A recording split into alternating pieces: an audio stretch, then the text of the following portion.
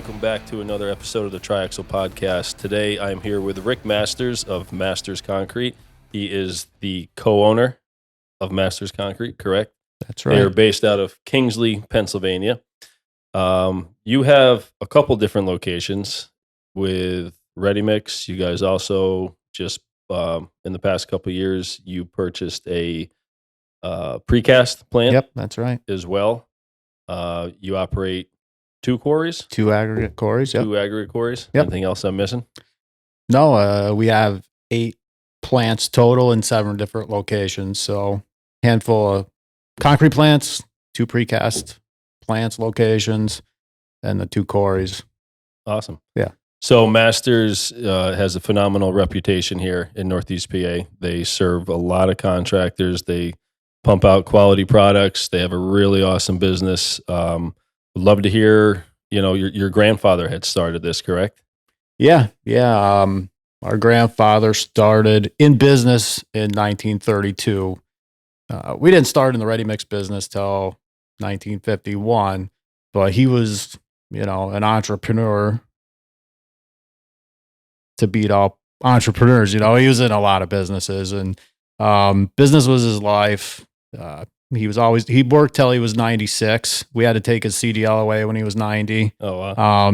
He was very proud of the fact that he hauled 90 loads of stone when he was 90 in a month. So that was a big milestone for him, but a little scary. But yeah, he was in multiple businesses. I think he started by just hauling coal for people. Got into road building, coal stripping, moved drag lines, out towards Carbondale and things like that. He had, we even still have a 1946 chain driven Sterling truck that he bought new that he pulled big I-beam trailers and, moved drag lines, the house and then other sections of the drag line. So, pretty cool heritage there. Freight lines, feed mill, a farm, and I understand he even owned part of a railroad at one time. So Really? yeah, he was pushing 300 employees at one time. And then it was actually right after World War II, he saw a need in Susquehanna County for ready mix concrete. I mean, it's kind of hard to imagine that even right after World War II, people in Susquehanna County were still mixing concrete by hand, but they were. So he had a plant. Our first plant was in Montrose, actually. Oh, really? I found some old slips, some old records. The phone number was like 49-2 to call the business. So that was pretty cool. But 49 for the year? No, for the phone number. 49-2 was the phone number. Yeah. Oh, wow. So that was pretty neat. But yeah, the ready mix business was the core business from 51 on. I think it was a lot to handle with all those employees. There was even a truck stop too. The TA truck stop in Kirkwood, New York. There, he ran that for a long time as well. Oh, wow. My dad, when he was much younger, a teenager, would have to go up there and peel potatoes at the truck stop, change lights on trucks, tires, as soon as he could drive up there himself. And before, I'm sure he got a ride up there. My aunts also had to do stuff like that. So Grandpa was a busy guy. He was a busy guy. One of the classic, funniest family stories about my grandfather. I hate to say that business came before family with him, but it kind of did. Business was his passion. When my grandmother was pregnant with my Aunt Jackie, their youngest, my grandmother went into labor and he was taking her to the hospital in Binghamton to have the baby. And on his way there, he stopped in Kirkwood or something like that at a guy's house, left her in the car, made a deal to buy his business while she's in labor in the car, made her sit there, and then went on to the hospital. And that's a big one in our family. That is quite an interesting story. Yeah. To have for your birth. I remember when we were younger, we had a family reunion. We always had a family reunion every year. It was at Tingley Lake, almost all the time. But one time, family decided let's have it in New Jersey at the beach, and he refused to come. He would not come. I remember aunts and stuff asking me to call him from our hotel room to try to convince him to come to New Jersey, and he just wouldn't. Didn't want to leave his business. No, he wasn't big on vacations. Yeah, he was a worker. Not unless you're going to Florida to buy some trucks and drive them back. Sure. That was different. I really like that the delivery story. Oh, That's pretty good. My wife gave me a hard time because I was scrounging for food in the cafeteria when she was laying in bed waiting to have the baby, but I didn't make any business deals along the way. That's pretty cool. Yeah, it's I don't think my wife would have been too pleased about that. I mean, it's a different time. It's a different time. You know, some guys never even went to the hospital when their wife was having a baby, you know, back in the day. Sure. So he had, you said, I mean, we were talking earlier, so he did construction, he had trucking, he had the truck stop, he had all these things, but eventually it kind of was reined in and narrowed down to the ready mix business. Yeah. I really, he went bankrupt at one point. I don't know the facts and how he survived that and went through all that, but yeah, that's how it all kind of came back to just the ready mix business. And that's all we did really from 50 to 51 on, you know, until my cousin Bob, who's the other owner of Masters now, joined the business.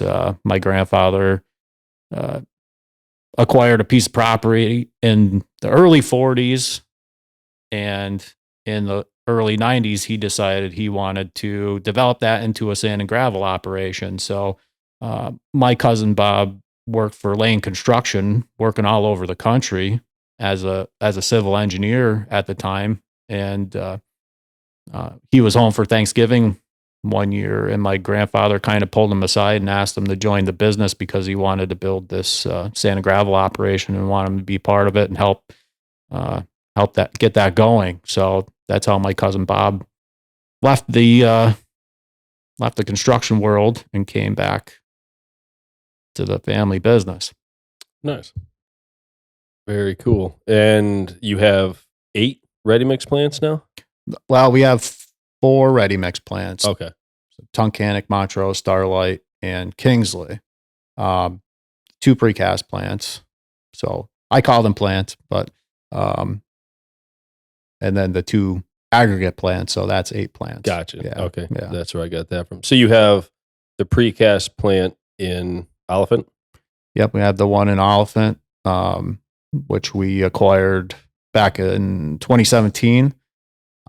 But precast side of things started in Kingsley, and we still produce precast there, more akin to hardscapes, really. You know, not your precast that you would think of. It's wet cast stone. You know, we make steps and column caps and things like that for the hardscape industry. That's how I started. I was actually, I went to college for 4 years, and during the summer, I drive concrete truck. I got my CDL as soon as I turned 18 and did that for a long time. Got out of college, was just running a ready mix truck for several years. And I was getting a little frustrated and a little worried that I would be stuck in a concrete truck the rest of my life. Little did I know that at this point in my life, man, would I love to just do that every day. That'd be the easy part, right? It's if I could be at a truck every day, I would. I mean, I took a load to Syracuse early this morning with my son just to do it, you know, but so I was getting frustrated. It kind of gave my dad and my grandfather a bit of an ultimatum that I needed something more in the business or I might have to leave and find something else. But little did I know, they were already in talks to buy a little precast business. There was a small precaster in New Melford that was making patio blocks with plastic molds, you know, and selling them to garden centers. And they were buying that little business to let me take and run with it. So we built a 40 by 40 pole barn With that business came thousands of plastic molds, that had, some of them looked like stone, but not really because it's plastic. Some of them looked like cobblestones, but a lot of them had like the pictures of the cat or the dog or the cowboy or a golfer. And I was thinking about this earlier today. We we thought, our ready mix business is seasonal, and we have these employees. Maybe we could keep some guys on throughout the winter, make patio blocks, make inventory, and then spring comes, sell it, and kind of roll like that. But oh, they hated making them patio blocks every day. The guys did. Yeah, Really? it was hard work. We had this little self-contained concrete plant that came with the acquisition. I don't even know if you call it an acquisition. We bought some junk, right? So it was a little bin system with a conveyor that you'd put your sand and stone in, and it had a hopper to break bags of Portland cement and put in, and it was on a timer. So you'd have to adjust the gates to make sure you got the sand, stone, and cement to go up the belt correctly. And it never worked very well at all. And it was also very used. It'd go up into a big masonry mixer, like guys pull around to their jobs to do block work, but it was electric. It was good size though. I think it was a third of a yard of concrete. Then that mixer would dump into another hopper that had an auger that'd take it up to another collection point called a dowser, where you had two handles.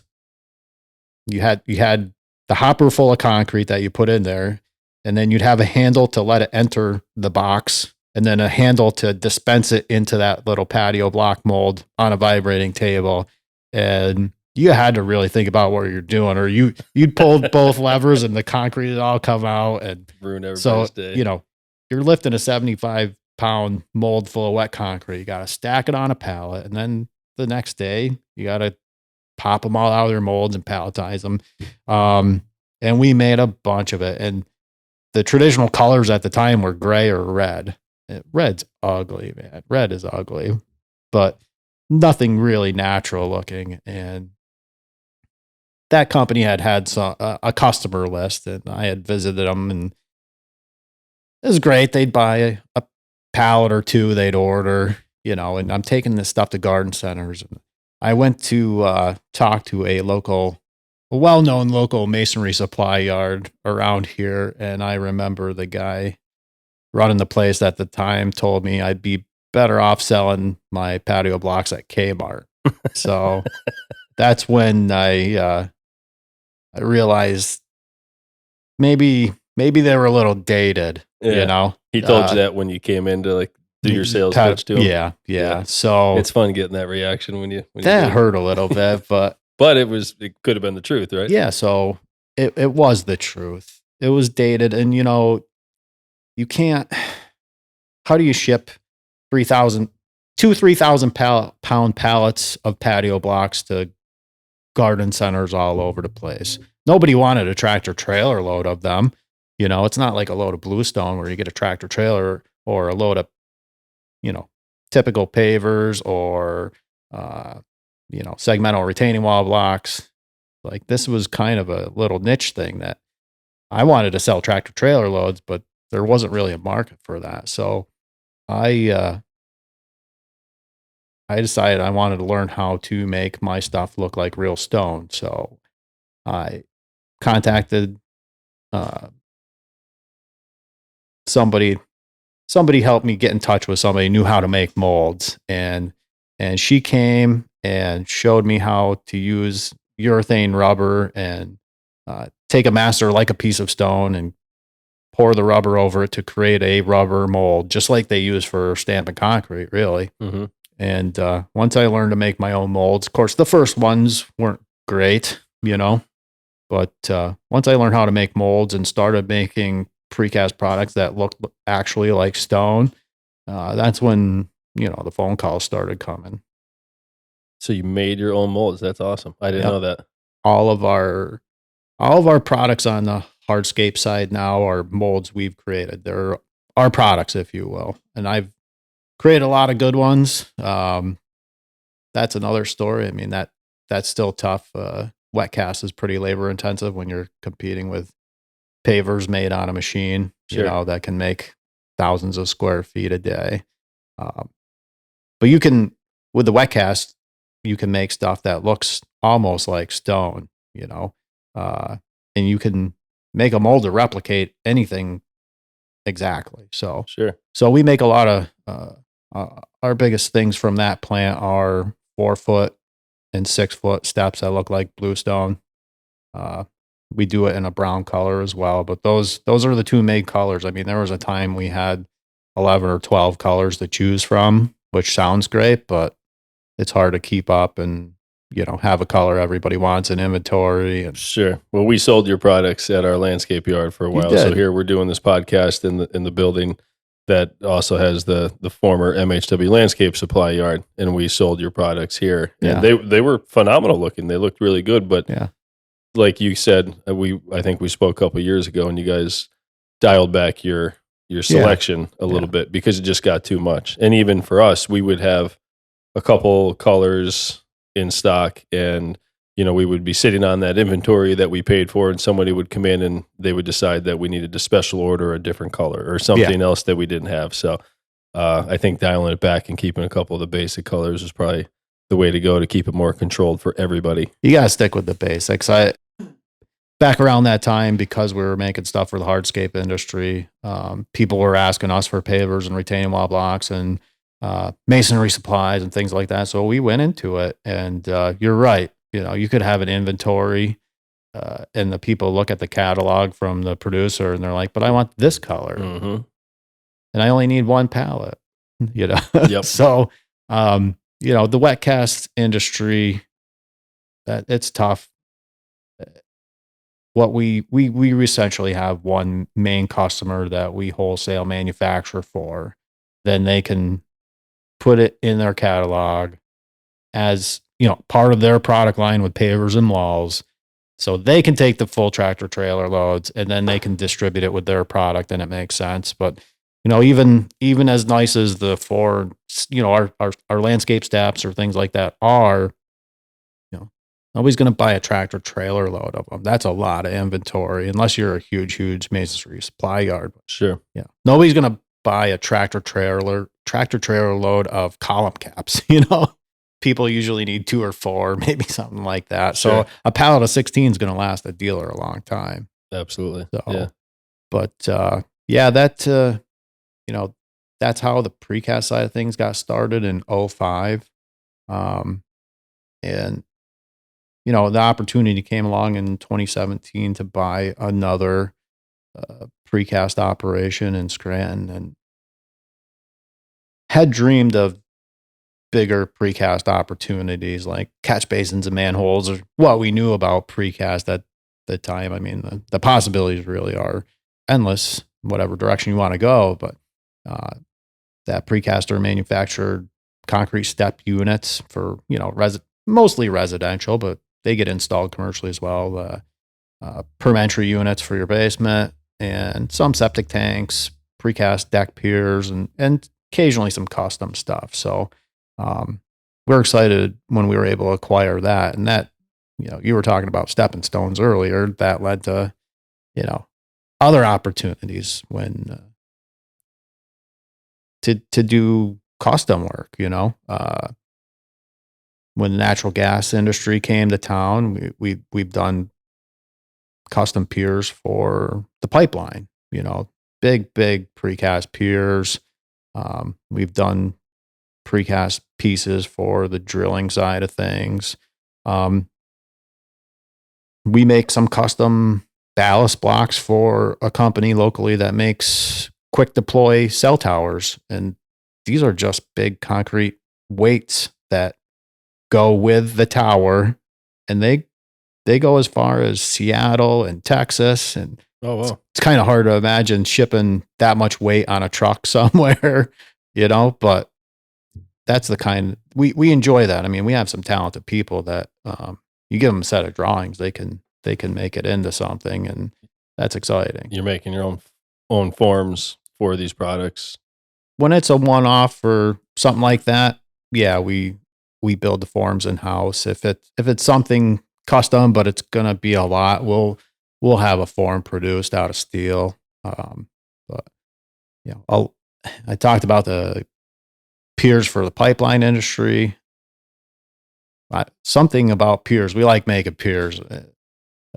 We've been fortunate the last couple years to produce piers for I call it the Little Leaf Project, but down in Hazleton, there's a Little Leaf Farms built. The first building was 10 acres under roof, and the way the geology was, this wasn't a big concrete slab with a building put on it. They dug trenches, put in these precast piers we made of various dimensions to their specs, and they drop them in the hole.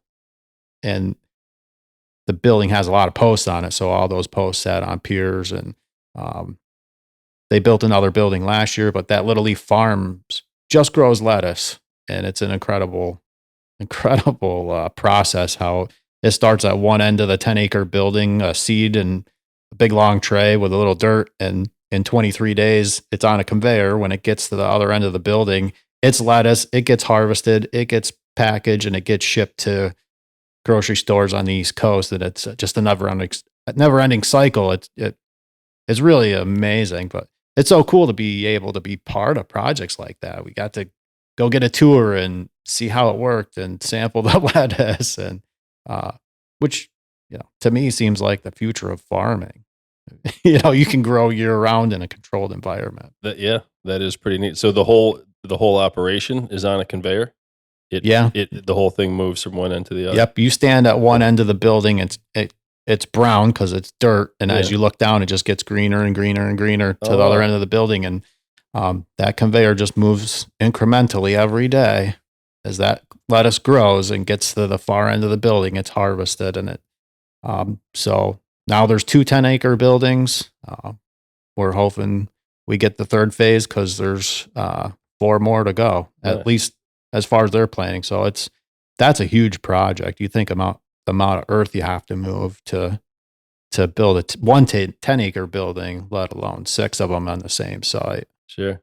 That's pretty neat. Number one, I had heard of that, but I didn't know anything about it. I had no idea that the whole operation moved with inside the complex. That's pretty awesome. But it's also, like you said, it's great to see what you guys do on a daily basis, what you construct, what you make, these concrete piers or whatever it is that you're making, getting shipped, locally here in Northeast Pennsylvania and all across the country.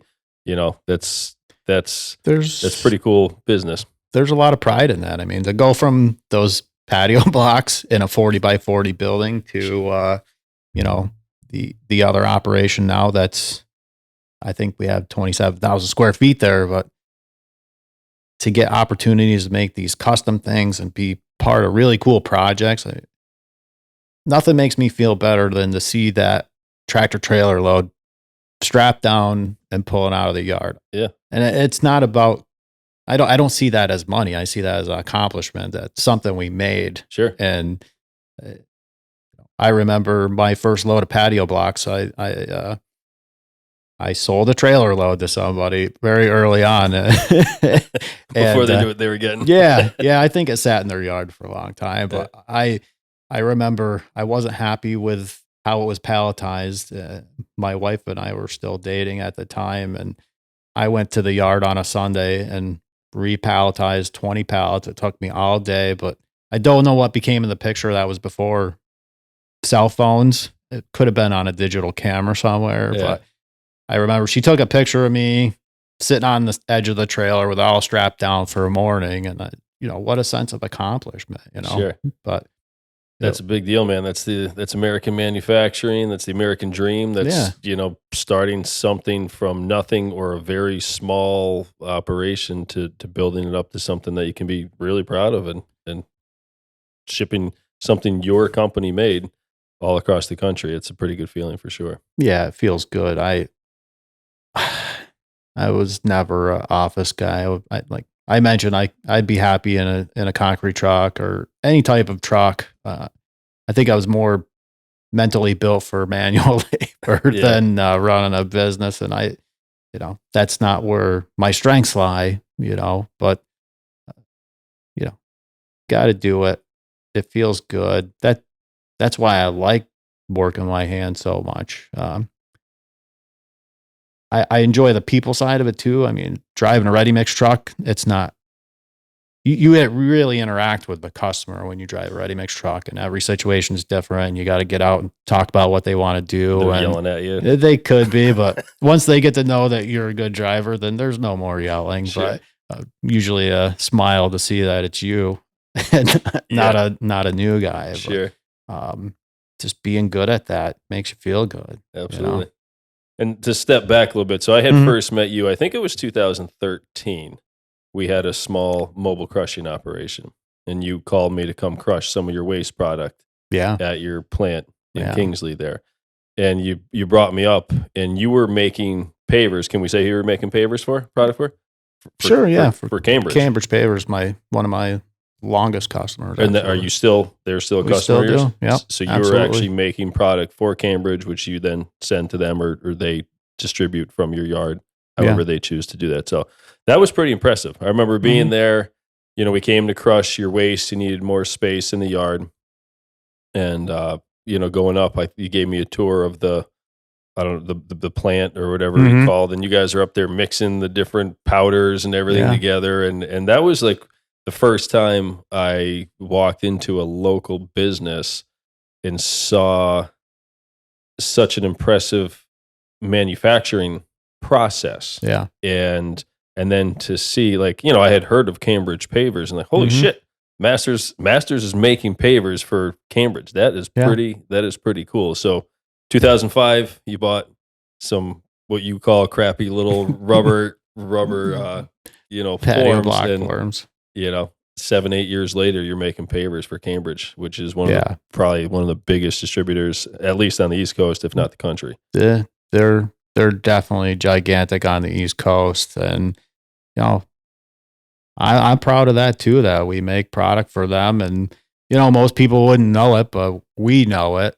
and we're just we're small potatoes. We really are, and to think that our hardscape products end up at masonry supply and landscape supply yards all up and down the East Coast, and get put into some incredible backyard oases. Really, you see the picture of your stuff in the catalog, and it makes you feel really good. It was a big jump from the patio blocks to making my own molds that look like stone, to the phone call from them that they were interested in some stuff, to where we are today. And a lot of good and a lot of bad. I think, probably a lot of what you were crushing was seconds, I would call them, that didn't turn out well, because there's the first couple years of that, the growth was too much.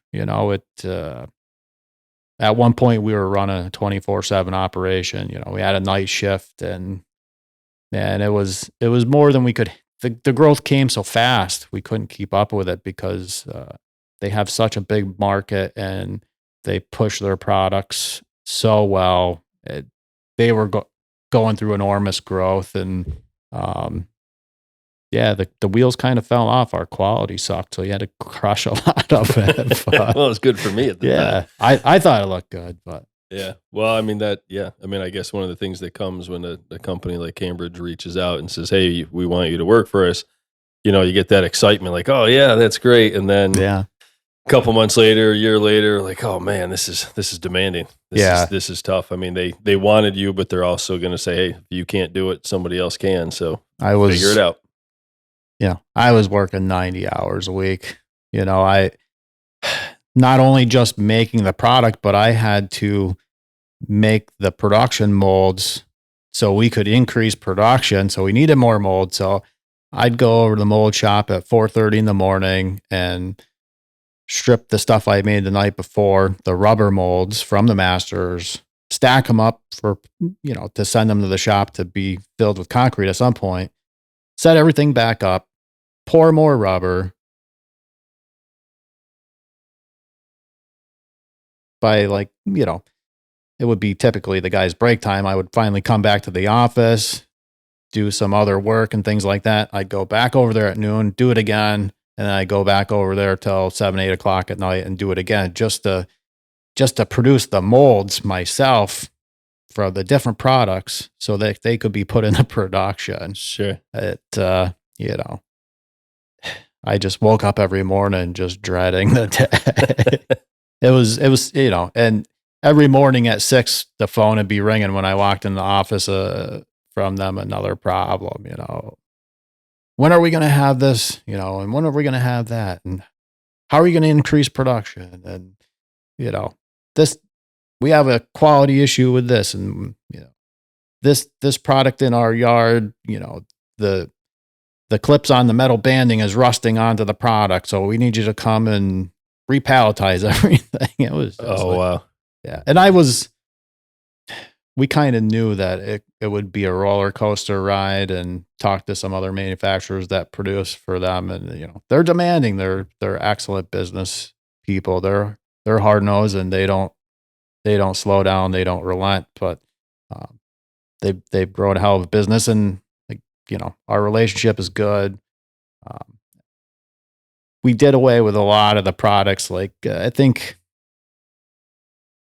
it was both of our faults early on there, that the initial product offerings were so popular that they wanted different products in more colors, and it just tried to do too much too fast. And it wasn't only tough for our own personal growth, but it derailed, it soured their customers' taste on wet cast a little bit, because they couldn't get it or weren't happy with the quality, things like that. I mean, we screwed up, Yeah.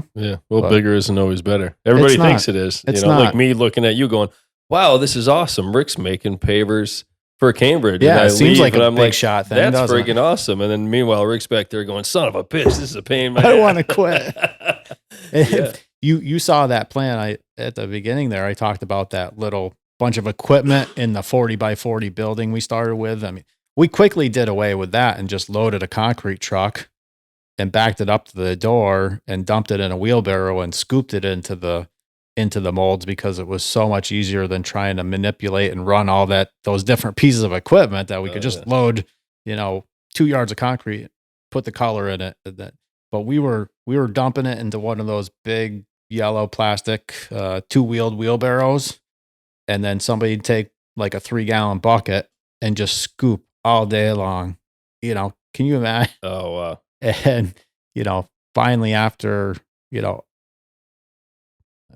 after the first year with Cambridge and making steps like that, we were putting an addition on the building, and we were building a plant that, an actual precast plant that was automated and could batch 1 yard of concrete at a time, and we could much better control the color and things like that. So we had to create some equipment to be able to blend colors.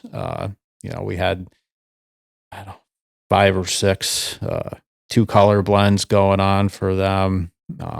They had a color called Rustique that they wanted it to look like rusty bluestone. There's a lot of different colors going on in bluestone that has rust in it, yellows and reds and oranges. And all I could figure out that gave it the look that they were satisfied with was base color concrete gray, and then I'd mix up a pail of cement and red pigment and a pail of cement and yellow pigment. Probably had a little sand in there.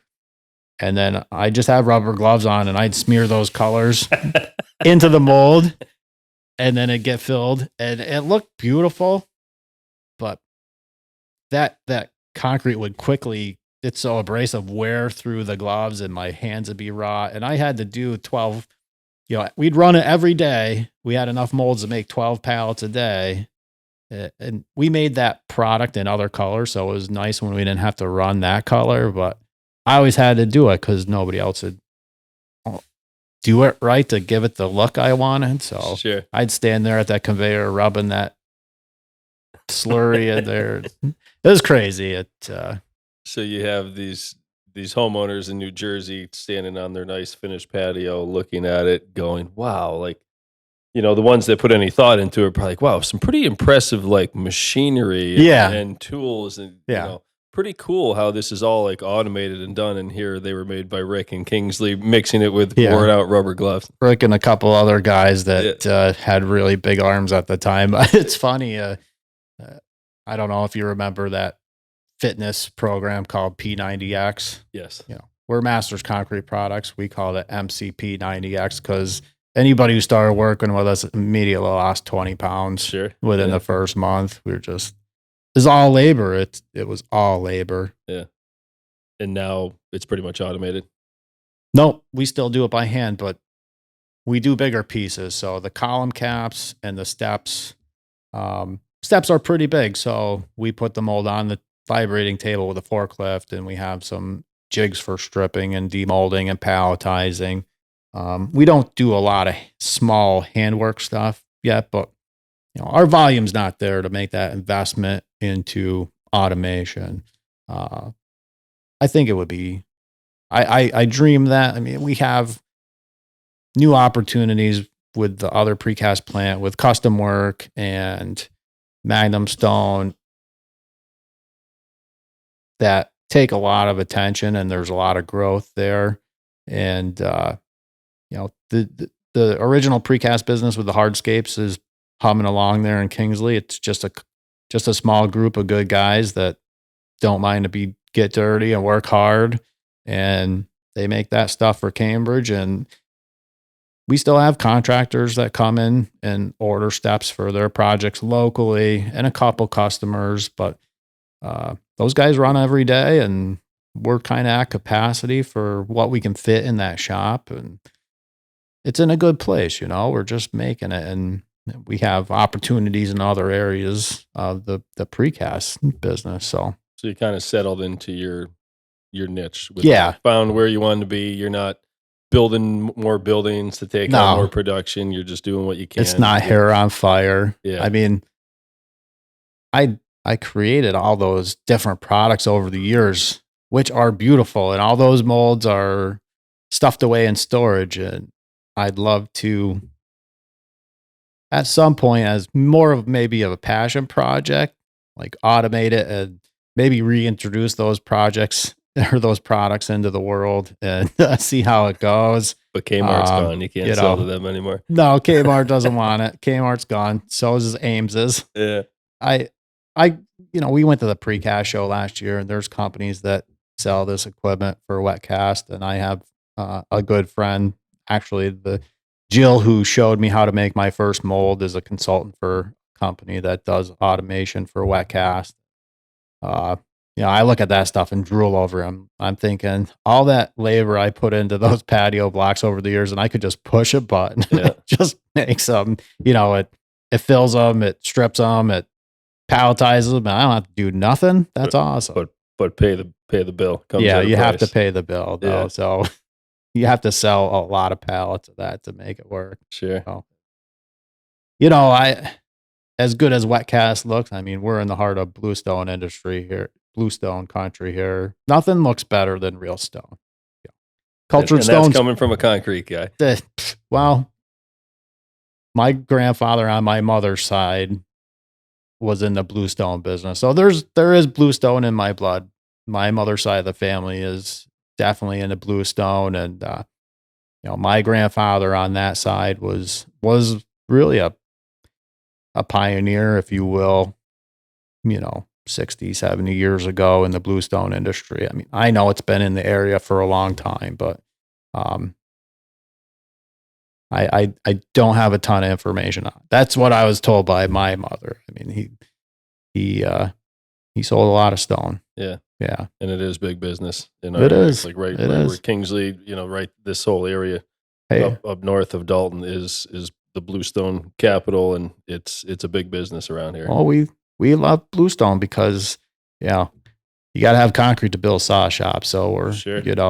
all that stuff that supports the bluestone industry, that's just good for our area and good for our local economy. I mean, before natural gas, we had bluestone and timber. I mean, that was it. Mhm. That's what people did.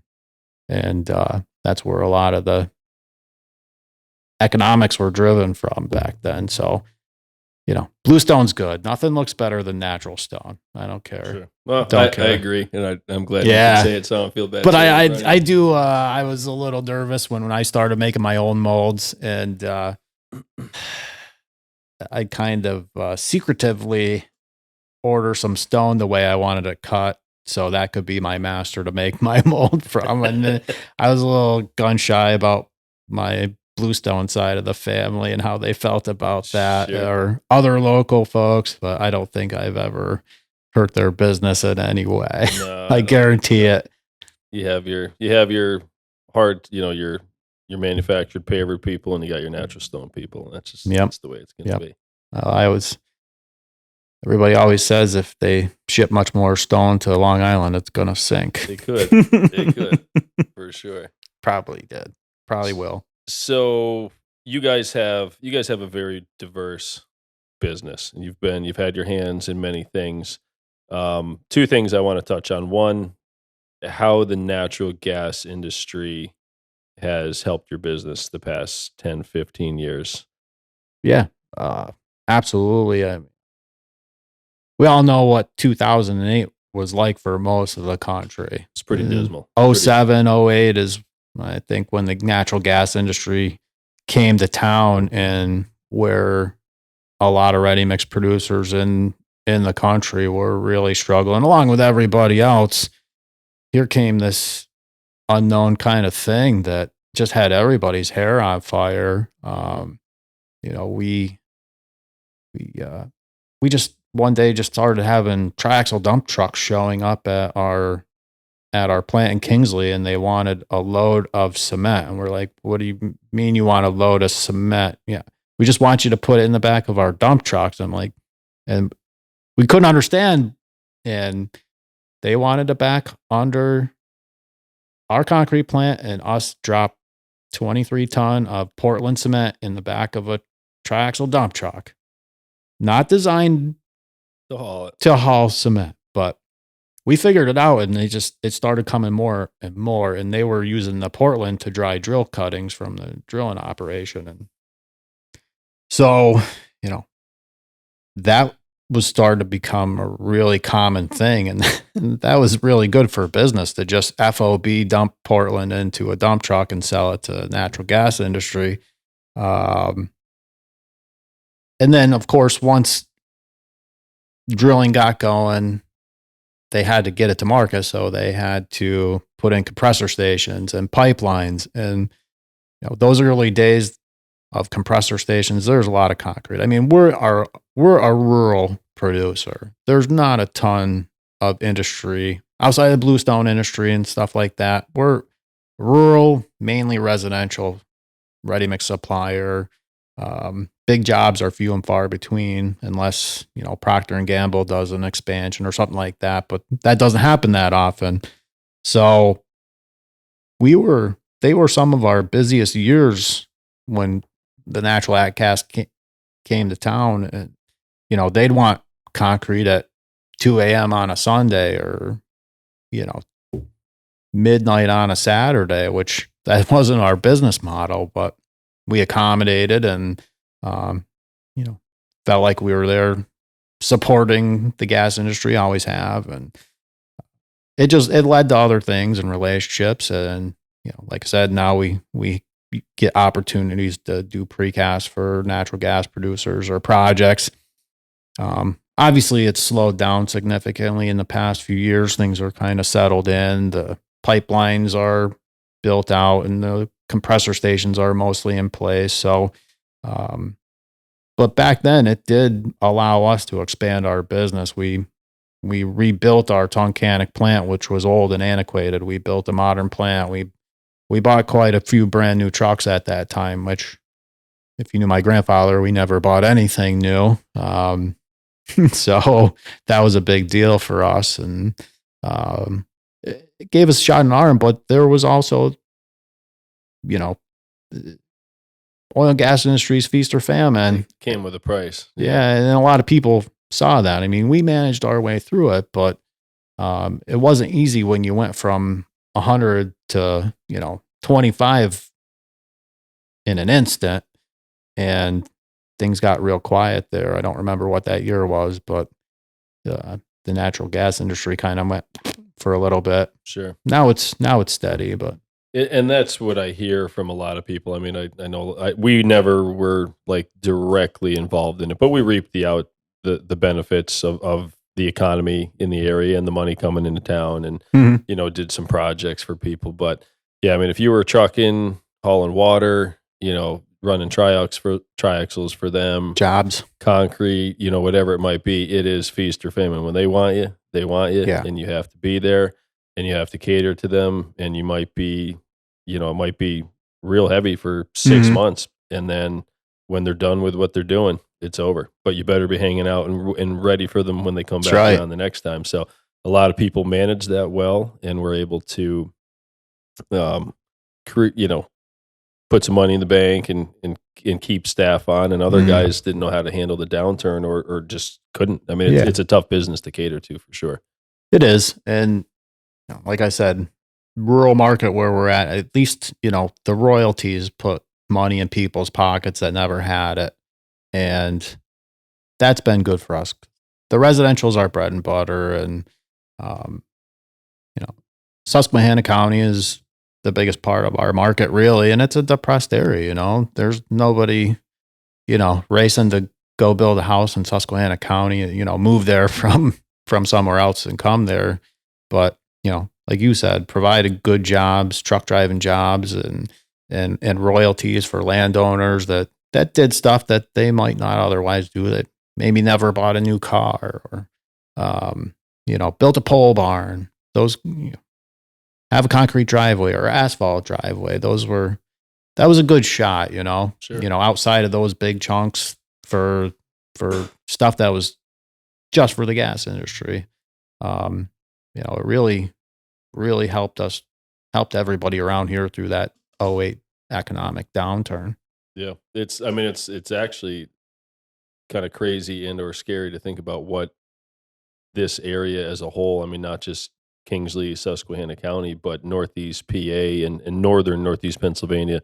That's the home to a lot of the natural gas activity. I mean, had that not rolled into town in '08, it could be a pretty depressed area for Oh, sure right now. I mean, it really put a shot in the arm. I remember a buddy of mine was like at a bar up in like Wayne County, and one of the landmen or whatever their title is, he was just chatting with him, and he said, "Just wait, just watch what's coming, Yeah. because you've never seen anything like this. And if you can buy land, go buy land right now." Yeah. And I If wish I only had we the had money and a heard that crystal ball. advice Right. to do that at that time. But yeah, I mean, you have farmers, they barely pay their taxes. Next thing you go, they're getting checks for millions of dollars. Yeah.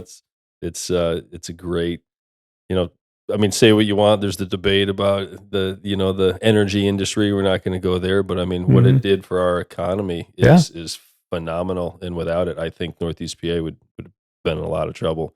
We didn't really, I didn't see in '08, we were doing construction, and when the rest of the world or the rest of the country was talking about like a recession, how bad it was.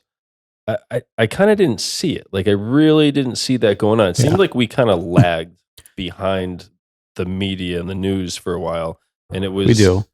after, it was like a year later, like things really kind of started like shutting off around Mhm. here, and nothing was happening. Then boom, the gas industry rolls in, and you got guys are buying triaxles, and there's trucks running around everywhere, and everybody was working like crazy, and it was an exciting and energetic time, and then eventually everybody got burnt out. It was crazy. It Yeah. was crazy. You're right. We don't experience the high highs and the low lows of a big metropolitan area like New York City or those bigger cities. It takes a little while for us to reach us. It's not as severe for us because we're just kind of steady drumbeat around here as far as work goes. Things get a little slow, but they also don't boom outside of something like natural gas. You don't have big lands being developed here for warehouses for distribution or apartment complexes. You just don't see that. No, And I don't that's true. know if you will. I mean, maybe. It seems like all that construction is pushing from the Lehigh Valley up through Pittston and Scranton, and there's a lot going on there.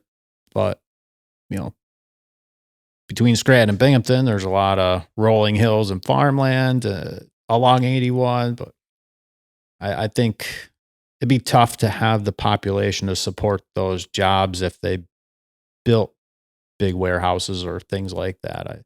Maybe I don't have that crystal ball, but Time will come. I was out in Colorado last week to go pick up a trailer that I bought, and just driving along, some of the more rural areas, and you could tell it's just big ranches. It's got to be a couple thousand acre ranch here, a couple thousand acre ranch there, and then boom, out of nowhere, McDonald's and Costco, and then it's just houses just slammed in the hillsides. I mean, it's kind of depressing actually to look yeah, at it's it a and, beautiful and area. see. It's beautiful area. People want to flock to it, and they go there. But yeah, I don't think we're gonna have that going on here. But 20, 30, 40 years, you just never know what industries might be here. What people are moving out of the cities. They're getting out of those areas. So construction in these rural areas could continue and could get more steady. It's hard to say. Yeah, with COVID, you saw, exodus from cities. The Poconos were booming. Um, people paying, $1 million for a small house in the suburbs of New York City. They can come up here for a few $100,000 and Sure. a couple acres and think they've, they have a farm and Yeah, absolutely. And so you see a lot of that. It's definitely hasn't reached up here north, but it could. It depends. Development keeps a sprawl. This this is a beautiful area, lakes and woods and things to do, and uh, I don't know. Maybe it's the next great hotspot. Who knows? You never know. Well, buy But we land. can't buy the land now. No, you can't. You can't afford to buy the land now No, damn unless it. you don't get the gas royalties.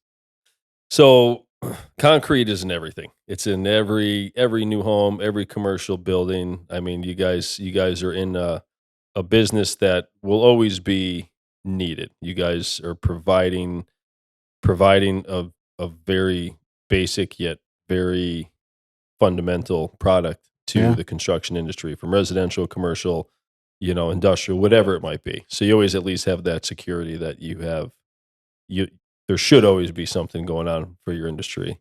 You never know. I hope so. I mean, it's been around since the Romans, so Yeah. not much really has changed. But you're right; it is fundamental to the construction process, and you know,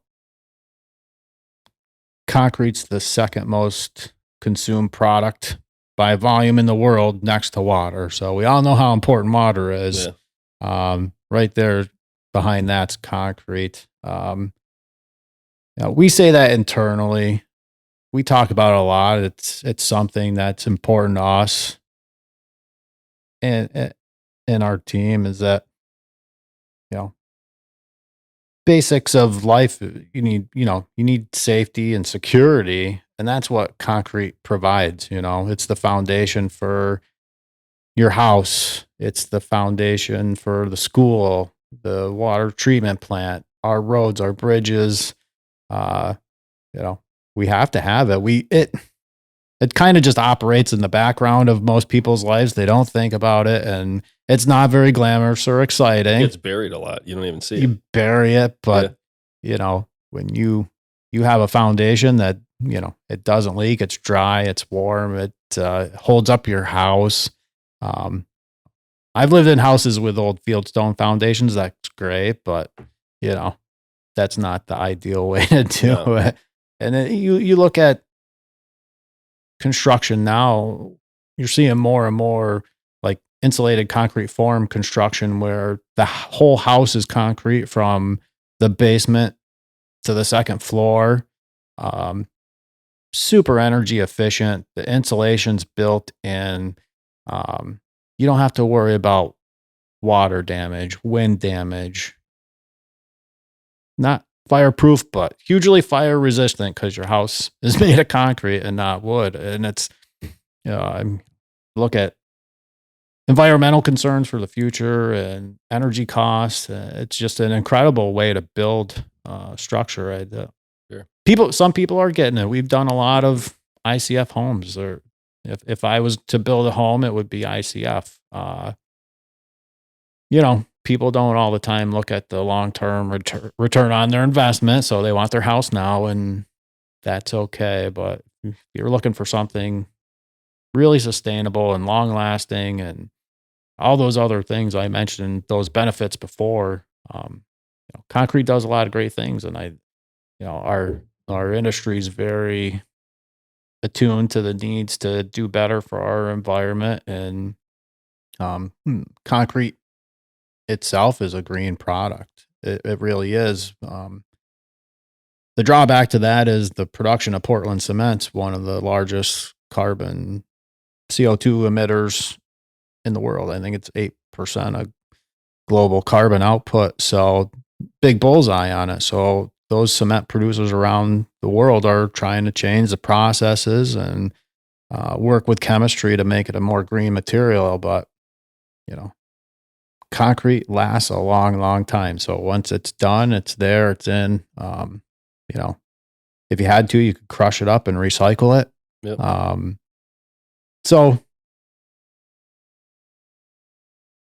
building our community, creating a strong community, a community that's going to thrive and do well. To us, it's, the foundation, it sounds cliche, is concrete. And again, people go through their lives and don't think a second about it, but It's in pretty much everything. it is. It It is. and it is, and as the sustainability and the green push and everything comes along, timbering, is always affected and always has a target on its back, the logging industry. So there may be a bigger push to do more that used to be done with wood, with concrete, Yeah. which, like you said, does come at a cost. You have to get the Portland, you have to get nothing doesn't come without a price. Yeah. Just like these people driving around their Teslas. I mean, that battery, yes, what you're doing there is eco-friendly, but that had to come from a lithium mine, which is not very environmentally friendly. So, and your electricity had to come from a natural gas fired plant. So or coal. or coal. So Yeah. but yeah, that's there's trade-offs there. Absolutely. All we can do is keep looking for, technology or chemistry really to help us with that. 2 years ago, we were this close to how do I want to say this? Implementing, maybe that's not the right word, but introducing a product into our concrete called Carbon Cure, which is a carbon capture system, injecting waste carbon dioxide into the truck as it's loading. The concrete sequesters that carbon forever. Plus, you're getting rid of waste CO2. So you have waste carbon dioxide, you shoot it into the truck as it's loading. It stays in the concrete. It makes the concrete a little bit better. And you also can take some cement out of the mix. So that helps on the production side of cement. And really wanted to kind of be, a market leader and getting there, especially in our area. I love the idea, and I like new things like that. I don't know, maybe I think it had a lot to do with our rural area and probably our volume as a rural producer, but to get the carbon dioxide delivered to our plants, it became cost prohibitive at that time. So we kind of had to drop it. I just don't think we could buy enough to make it economical for the companies to ship it to us. So it got quite expensive. We just wanted to be like a wash, just a break even thing. Sure. We weren't looking to make money off of it, but we didn't want to lose money either. So we wanted to help the environment and try to make things a little bit better. Hopefully that comes back around. I think it's a great idea. In fact, concrete itself, concrete in place, bridges, skyscrapers, parking lots. Concrete absorbs carbon dioxide from the atmosphere, so it's good for the environment in that way too. Um, and I this is this is funny. I I don't know. It was probably a month or two ago. I saw on the national news they were talking about Phoenix, Arizona, and the temperatures in the city. And I don't know if you've heard the term heat island effect, but you're in a city, the temperature's always higher. The blacktop roads and the buildings and even concrete buildings absorb and retain that heat throughout the day and make the city hotter, and it takes longer for it to release it at night. So nights are warmer. People have to use more air conditioning, la, la, la. And the national news did a story kind of touting a new process they're doing out there. I don't know if it's new. Maybe they've done it for a long time, but they were touting, they were driving a tanker truck along a blacktop residential street, painting it concrete color.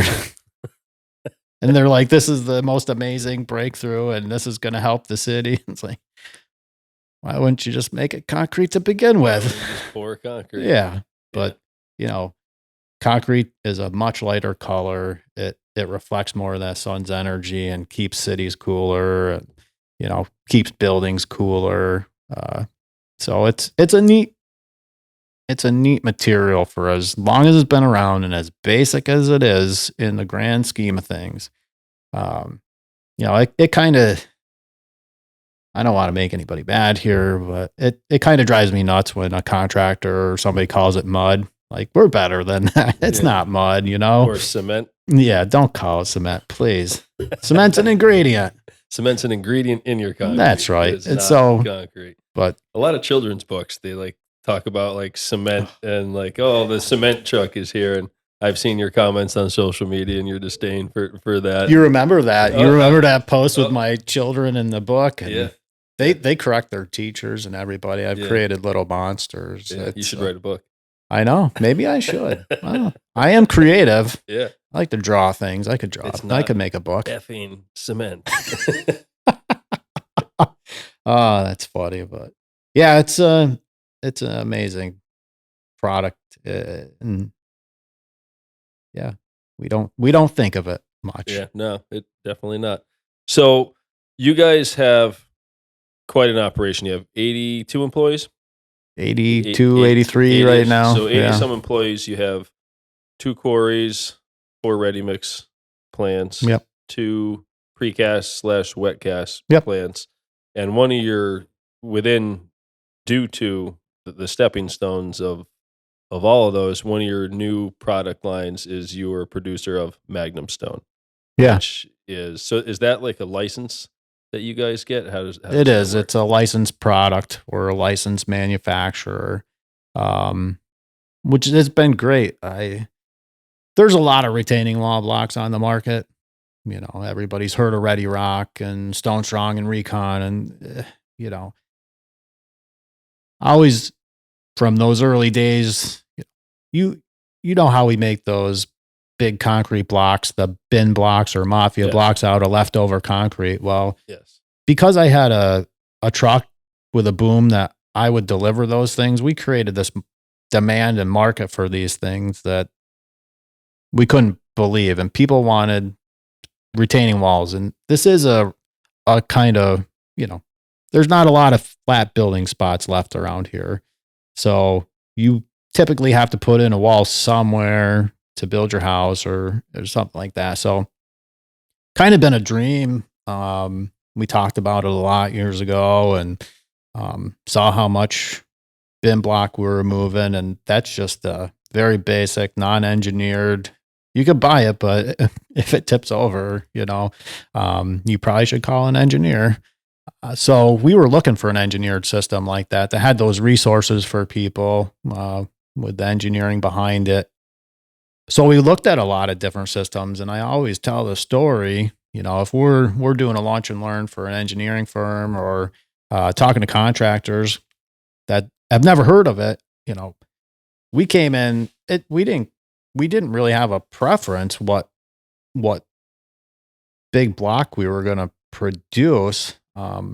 So we looked at them all and met with them all, and I really feel like we picked the best one, from the way it's hollow and it's not a big solid block, and you can use a mini to set them in a lot of cases. They're only 1,400 pounds for the standard block.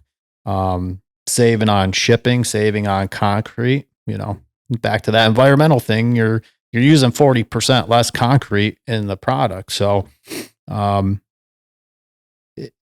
it just seemed like such a versatile product that I was excited that we could choose the one we thought was the best. So we really do believe in it.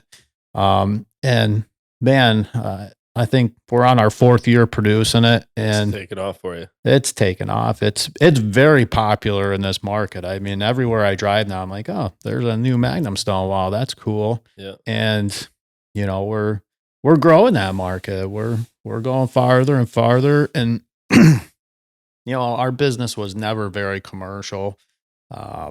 Just most of our business was residential, and we were pretty shocked in the beginning where we started selling a lot of Magnum Stone for residential products. Those first few jobs were small, and at least we were getting it out there, right? But now we're doing more small commercial or commercial projects, and seeing it specified.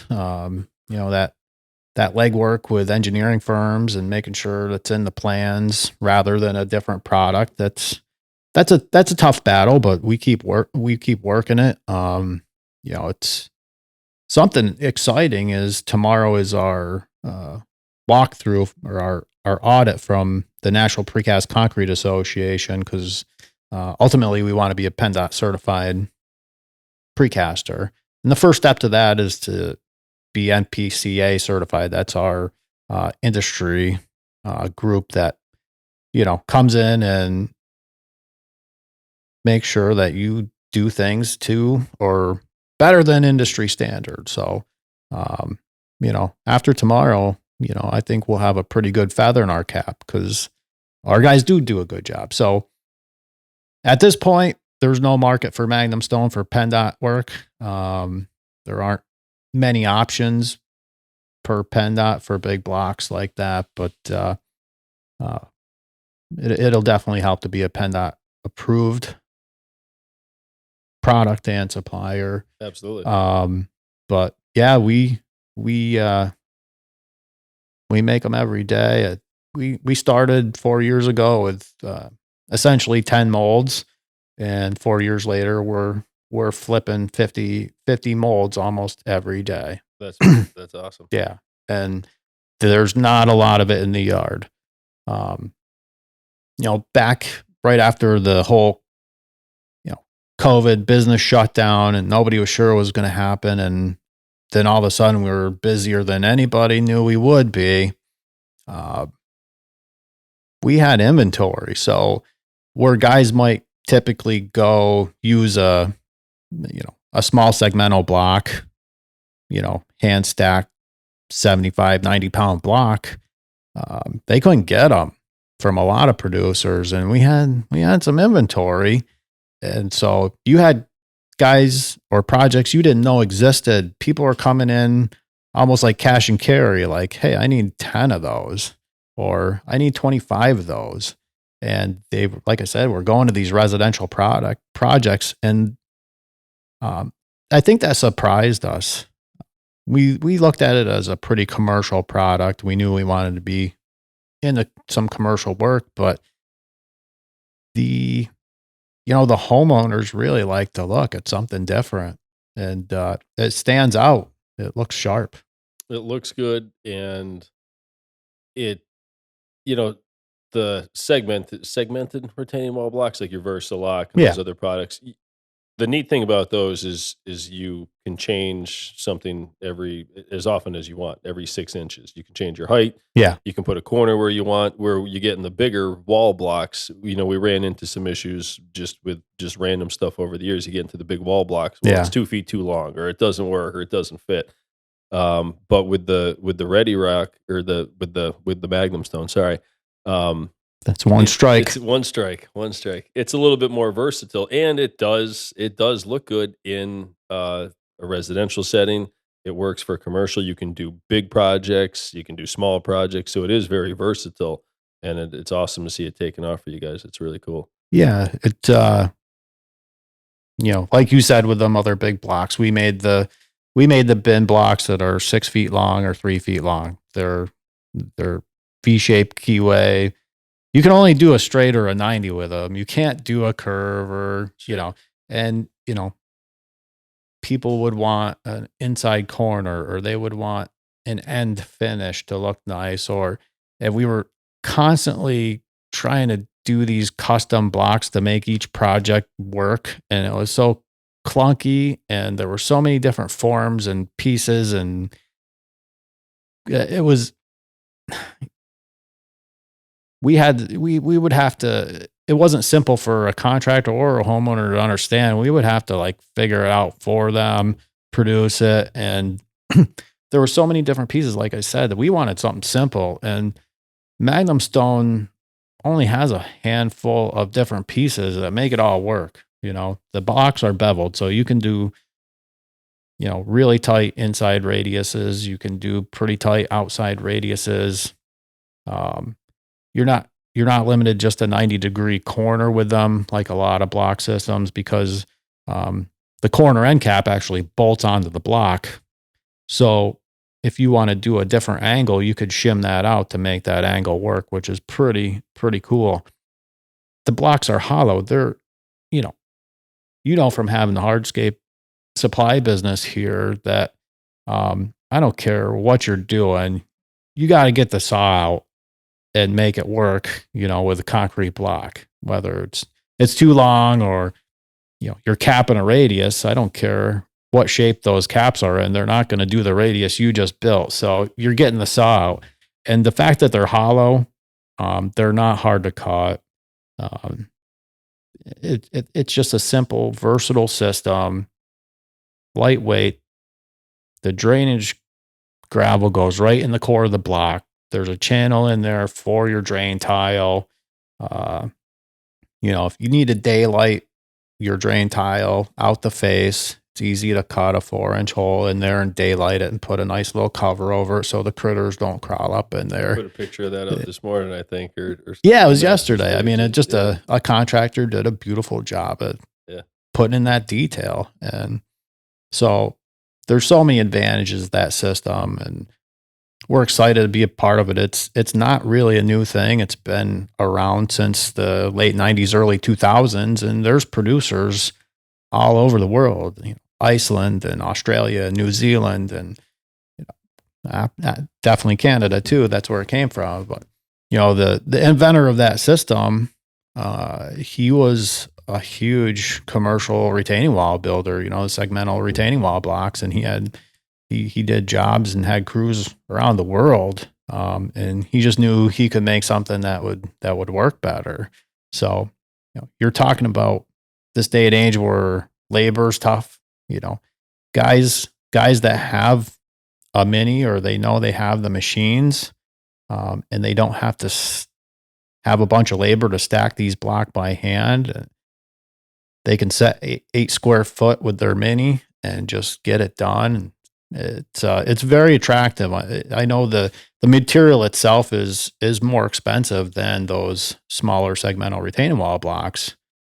You're not going to overcome that, but if it just makes life easier, that's worth something to a lot of guys. I've been astonished by the size of walls that 2 people have built. You got a guy on a machine and a laborer that's on the ground hooking blocks and guiding them in. 2 guys can do a lot. And I mean, ideally maybe 3, but you don't need it. Yeah. No, the labor savings is huge. Yeah. And a lot of people are starting to realize, like, for the foreseeable future, and and maybe For the now.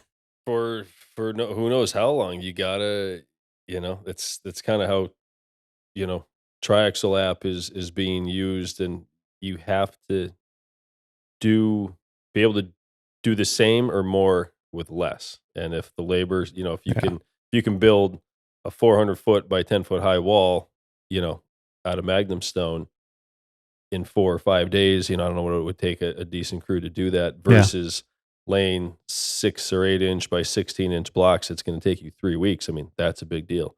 You're getting paid faster. You're moving on, and you know who likes carrying those retaining wall blocks? I laid a lot of them, Nobody and ever they suck. enjoyed And my that. guys used to yell at me like, "Oh, I got a cool retaining wall job." They're like, "Why did you take another one of those? They suck to carry." I never really thought they were that bad, but maybe that's because I spent most of my time in the machine. Yeah. Yeah, they'll chew your hands up, you know. Yeah, they're heavy. They give you a workout. Yeah, I built a bunch of them, whether they were just displays or something for myself. It's you know, again, they have their place. There's a lot of walls look great, and unfortunately, a lot of retaining walls that weren't built properly give retaining walls in general a bad name. We all drive around and see walls tipping over or crumbling, and It's the talk of the town down in Clark Summit right now. oh, I That saw that that one coming down again for the second time they're rebuilding it. again. Oh, I'm curious to see how they're going to handle that when they actually put buildings 10 or 15 feet away from those 30-foot high walls, and then they decide to come down. Be I, interesting. I mean, people that are just local people that don't know the retaining Sucks. wall and construction, even they say, "What is that?" You know. Yeah. And I've seen some incredibly large segmental retaining walls, and you know they hold up whole developments. You know, 30, 40 feet tall, but I question that one for sure. Compaction and drainage. Drainage, Compaction and drainage. That's what you need. for a good reinforcement, retaining wall. And drainage. Water is not a wall's friend, and it pushes it. there's got to be a lot of water comes off that hill. Yeah. There's a lot of trees and railroad tracks, and you know, remember the old Walmart building in Dixon City when that boulder just rolled down and crashed into the back of it, and they just closed it and demolished it. That's not good for business. I mean, No. if you're Walmart, I guess it's not a big deal, Yeah. but yeah, I know there was a Magnum stone block sitting there for a while. Somebody was scratching their head thinking about it as a sample. Oh, it but was there. yeah, Really? yeah, but I mean, it seems to me that would have been the way to go. yeah, it would. Yeah, again, the small blocks are the material itself is less expensive, but it's not expensive to replace a building. No, no, not at all. So no, that made me smile a little bit when I saw that this morning because I was not surprised. Yeah, no, I don't think anybody is. We've all seen the mud pumping through for a while, Yeah, and it but doesn't look good. But failure to properly install or properly engineer a wall. You know, a lot of people want to just get the stuff and build the wall. They don't want to pay for engineering, but man, it's dangerous. It It's is. really dangerous. I've seen some very expensive examples of failures. You know, Yeah. so it pays to do it right the first time. If it's over 4 feet and it's, you know, a serious wall, have it engineered, get it stamped, make sure they go through all the calculations. You know, if you have a rough sketch and get it to our salespeople, Magnum Stone will do a takeoff for free. You know, if we can give them some rough bottom wall, top of wall numbers and some other stuff, they'll get a takeoff and help us understand what that wall is going to look like, how much it's going to cost to, you know, for the material to build. And then that could go to a local engineer and they could stamp it. And it's, you know, it's not wildly expensive, but people like to cheap out. They like to learn the hard way. I Yeah. guess. I did it I mean, you're on the sales and the production side. We were a contractor and an installer, and you know, I lost at least several retaining wall jobs where I drive past them now and they're leaning and they're tipping, and Yep. they went with the cheap guy, and no drainage behind it, no compaction. And then I'm very proud of the walls that we built. I mean, we've built them at a lot of local lakes, residential, you know, homes, and I drive past and they're still standing exactly where we set them Right 10, where you left 15 them. years ago. You know, Yep. of course they might settle just a little bit, but They're supposed to. you know, but they're staying up and they'll probably be up till after I'm gone. So Yeah. that's a good feeling, you know? When we sold landscape supplies and walls and things like that, and I still say it today, GeoGrid is cheap insurance, man. You don't want to spend a couple $100 on a roll of GeoGrid. That's probably the best insurance you could buy. And I would bet a lot of those walls that are tipping, somebody said, I could build this 6 feet tall and not put anything behind it, or, not put any grid or some type of reinforcement in there. And I like to tell people that, and it's true, but those retaining wall blocks are just a nice veneer. You need to create an earthen wall behind it, a reinforced earth wall. It's called mass stabilized earth. You stabilize the earth, and then the retaining wall blocks are the pretty face that you see. Yep. It's They're that holding that stabilized earth from falling apart. Right. Is basically Yep. what it's doing. Yep. It. So that those fly by night jobs give retaining walls a bad name, but can't I tell our people, I mean, we're not the retaining wall police. We can't. Somebody wants to buy a load of block and we don't know what they're doing with it. Yeah. We can try to steer them in the right direction and give them the best advice possible. And That's all you can do. that's all we can do. Yeah. Yeah. Retaining wall police. Like that. I'm thinking of a t-shirt now. Yeah. It could be. Yeah. Yeah. So you guys have a phenomenal business, phenomenal reputation in the community. You guys have a very diverse product lineup. You guys have a lot of great things going on.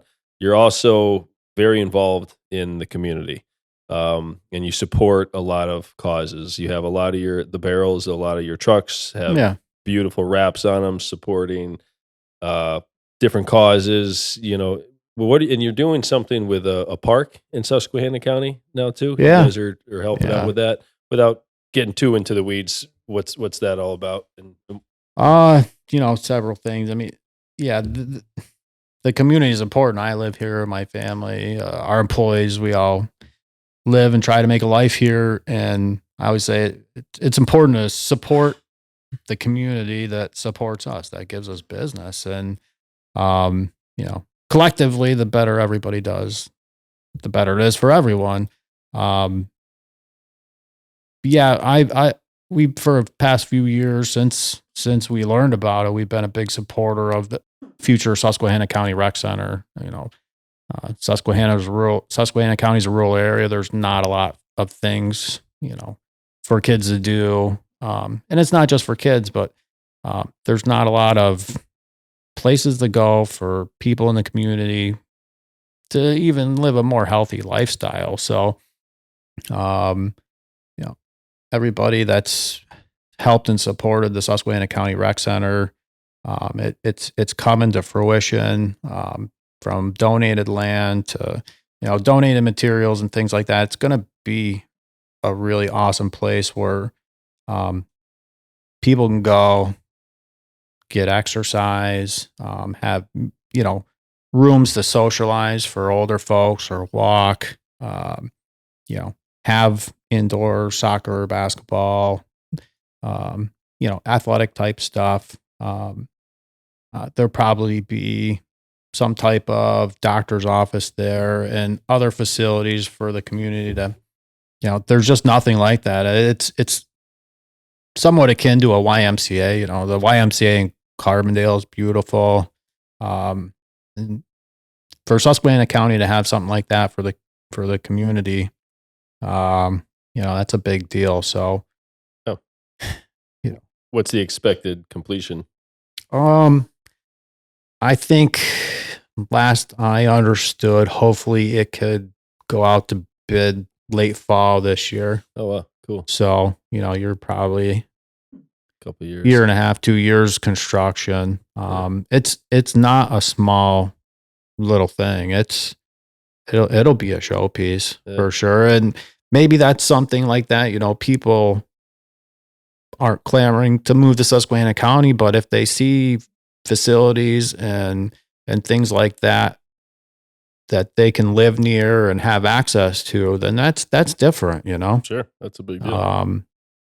Place to work out and socialize and have meetings and um, just be part of the community, you know. Yeah, that's So awesome. that's important to us. That's we've had the youth theme truck. You know, the youth are important to us, and it supported the future Susquehanna County Rec Center and the Carbondale YMCA as well. You know, so I enjoy getting to do projects like that. I mean, makes the truck look cool. Sure, but they're for good causes too. Yeah. We had a veterans themed truck that supported the local American Legions and VFWs. We had our first responders truck that's supported local volunteer fire companies, EMS, and things like that. Our local heroes truck, actually, we called it. So I can't wait till we find out, or till we get another opportunity to do another cause. I think it's fun. Unfortunately for ready mix trucks, concrete's very abrasive and wears out those barrels. And it's a nice wrap job, but sometimes they got to go to the scrap yard. So, next time we buy a new truck, I'll have a new wrap. I'm sure the last truck we bought last year, since it was our 90th anniversary, I did a 90th anniversary themed truck with pictures, just a collage all over the barrel throughout the years, black and white, till up to present, and that was a fun project to be able to do. Maybe a retaining wall police truck. Ooh, I like that.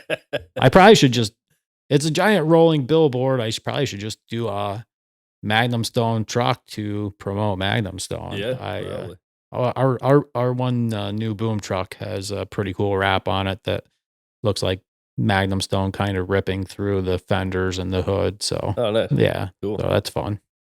Good deal. Well, it was great having you on, man. I appreciate you coming out. You guys are doing great things for the community. I wish you much success with the Magnum Stone lineup. It's awesome to see you guys are up in New York. You're all over the place with that. So, obviously our listeners, in New York and Connecticut and New Jersey, they're probably not going to call you for ready mix, but no, they can definitely reach out to you for Magnum Stone product. How can our users get a hold of you? Yeah, since precast are already hard, we can ship it a lot farther. But our website's the best way, www.mastersconcrete.com. That's the way to get us. All right, good deal. Yeah. Well, again, thank you for coming on. Great hearing the history, hearing how you guys came about, and hearing all the the real struggles and the real successes of running a small business these days. So it's awesome to talk to you. The oopsies and the good time. But every day is a learning experience, right? Yeah, man. Thank you for having me. I've never been on a podcast, and I was very excited to get asked. So awesome. I consider myself fortunate, but I think what you're doing is pretty awesome. I think it's going to be huge, and I'm not as much in the dirt world, but I see the features that could work for what we do too, and I tell guys that I know about it, guys in the dirt world. So they're like, that's interesting. So you're just definitely found a need out there and created something pretty cool. Yeah. And we have to create new habits too. Like this is brand Triaxle, our app. It's brand new. So trying to get people to understand the powerfulness and what it can do. And the fact that it's not just for the dirt world. Like it's, guys can go on there, and as we build out the features and we build out, we're going to incorporate advertising down the road. Like Masters Concrete, you'll be able to advertise your Magnum Stone product to anywhere where you choose. We'll be there. We set that up right. But it's for anybody from the developer, the home builder, basically any, it's very vague, but anybody and everybody in the construction industry, regardless of if they're pushing dirt or hauling dirt, can still benefit in some way or another as the years go on and we get it built out. So I appreciate that. And we're excited to see what it can do. And maybe we can bring you on as an advertiser someday and be happy to. Awesome, man. Well, I Yeah. really appreciate you. And Thanks, man. catch you on the next one. Have a good night.